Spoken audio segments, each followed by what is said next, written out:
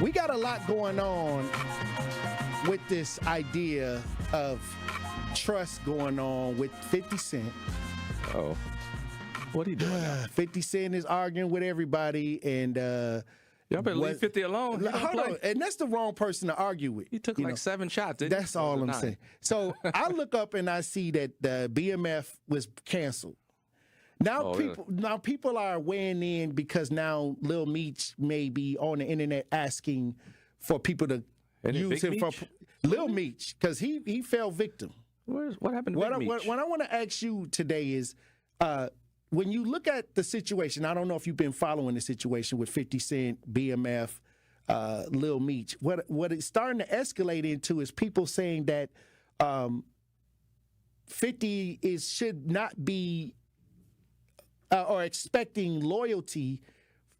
And we had this conversation before, but at this point, I think when you talk about loyalty and disloyalty, I think that a lot of people may not value when you helping somebody and you're making money and you're doing all of these different things with them, and then they do something with somebody that you know that you don't like.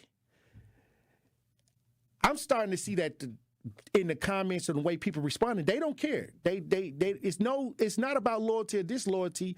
It's about more opportunistic ideas. Like people just want to, if somebody can benefit me, I'm going to go and take the opportunity. Is that like Snoop? Snoop got a lot of heat for DJing. Huh? Is that like for is that the same Trump. what you're talking about? Like he got But like I said, is there such thing as loyalty and do loyalty even exist? I mean that's loyalty to yourself, to your bottom line. Like I'm gonna do what I got to do to get what I got to get. Like this, it's not about loyalty. It's just about an opportunity. So you don't think you're just gonna go with the opportunity if that's what you're seeking. Right. If I need an opportunity and it ain't what people are aligned with, oh well, it is what it is. Do you hold what to you would be disloyal? What would be a disloyal situation? You confide in somebody something and they run and tell. That's disloyal. Okay, so if you like you pillow talking, I don't know, they call it pillow talk. Snitching. So you saying that if somebody give up information that you told them in confidence, yep, they're being disloyal. That's disloyal.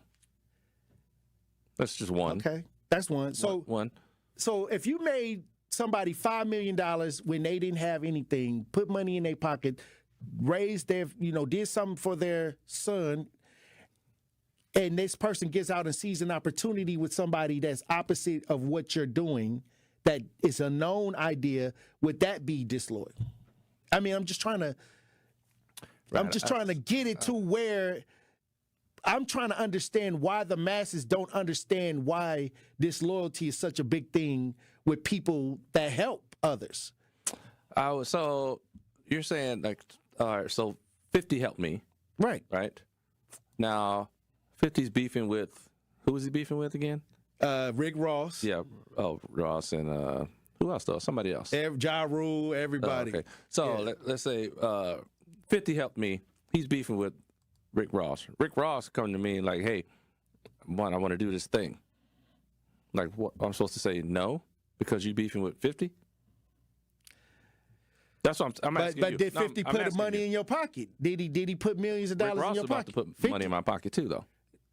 It's about my pocket. It ain't about either one of them. I got you. 50 got money already. He don't have to take that stuff. Well, I'm going to stay with the person that I'm working with. I'm not going to go on the other, especially if I knew. So you're saying he had a choice to go to either one? Well, what I'm saying, he was already with 50 now because they sold the BMF idea to 50. Maybe he was done with 50's ideas. Maybe he wanted some new ideas. I don't know what's going on. But did you see ASAP Rocky was acquitted? He was acquitted. ASAP Rocky was acquitted. What are you doing playing with guns anyway? They still got to be hood. A lot of times when you own the block, when you come from the street, it's hard to let it go. I was trying to tell people, a lot of people crave that street attention. A lot of people crave that hood credit. What good is it?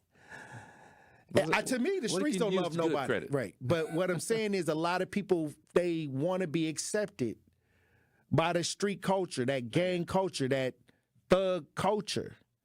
Man, I remember back in my day, Gary Payton. Y'all saw him at the All-Star festivities. He was doing a little piece, and I remember he was playing. He grew up in Oakland. He went back to Oakland and wearing all his jewelry, got robbed. I heard in about his that. own neighborhood. I'm like, dude, what are you doing? Going back, wearing all that bling, showing off, thinking, oh, you cool with your boys, and then you get robbed. Like, that's true. What are you talking about? Loyalty? Right. Ain't no loyalty. No, You especially when come up here when flexing. people starving. Right. You got all this money on you. Right. We're taking it. All right, I'll say this. Break yourself, fool. Bobby Portis recently made a statement Okay. referring to Kuzma being here. You know, he high fashion. Yeah, yeah. He said it's nothing to dress up for in Milwaukee. You believe that? That's what he said. I mean, I'm asking you. I don't go You out. hanging out with the ballers. Hey, listen, I don't go out, so I definitely don't think there's anything to dress up for. But I'm sure didn't they just have that black and white ball where they had the fight? You could dress up for Oh that. wow, yeah. I shared it. I shared it on my page. I'm just saying, on there's Facebook. Stuff, I'm sure there's stuff to dress up for. There's a nightlife culture here. But I'm you too know, old for it. But well, I'm saying that a lot of people when they they call Bobby Portis the mayor of the city. So when he said that it ain't nothing here to dress up for, a lot of people felt a certain kind of way about that. That's just wrong. Why Bobby Portis? DJ Brother Z weighed in on it. What DJ Brother Z? You said it is. It's a couple things to do.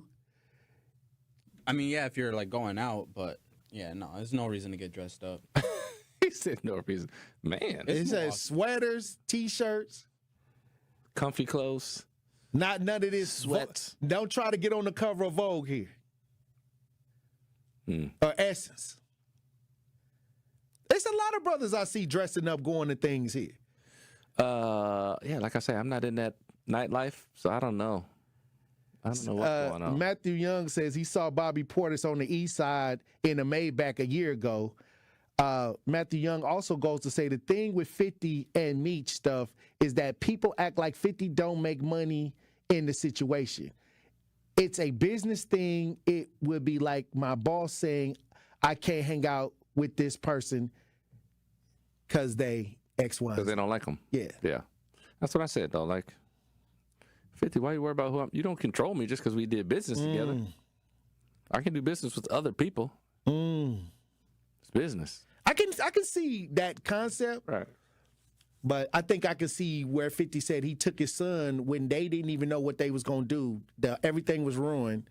He paid for his son to go to acting class for 2 years and his apartment in L.A. so he can try out for the role to be on BMF.